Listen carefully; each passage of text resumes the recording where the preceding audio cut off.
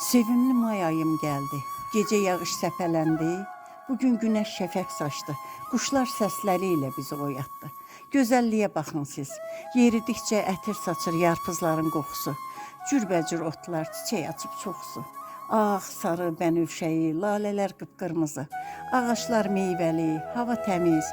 Bizə bu əsəri bəxş edib uca Rəbbimiz. Amma qədrini heç bilməyirik. Tərk edib gedirik.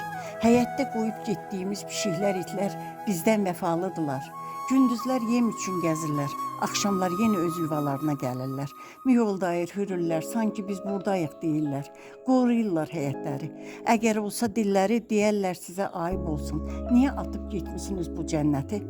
Qalırsınız orada burada, qaydın gəlin yurdunuza. Sahib çıxın, evləriniz uçulmasın, sulayın ağaçları qurumasın. Bir samavar çayı için, gözəllik görsün gözünüz, səs-küydən dincəlsin qəlbiniz. Bura Göyçaydır, Potu kəndi, gözəlliklər məskənidir. Bir tərəfi Göyçay çayı, bir tərəfi Şirvan kanalı. Əsl cənnət bax buradır. Boş qalan həyətlərin sahibləri bəsardadır. Qaydın gəlin, sizi gözləyir baxımsız qalan, bir vaxtlar səsli küylü evləriniz, qurumuş ağaçların naləsi ilə yanan torpağımız. Gəzən şələ bağlamaz atalar deyiblər. Sizi onların ruhu bağışlamaz. Bu cənnəti qoyub gediblər deyərlər. Nə qədər gec deyil, qaydın gəlin. Evinizə, yurdunuza siz sahiblənin. Evinizə, yurdunuza siz sahiblənin.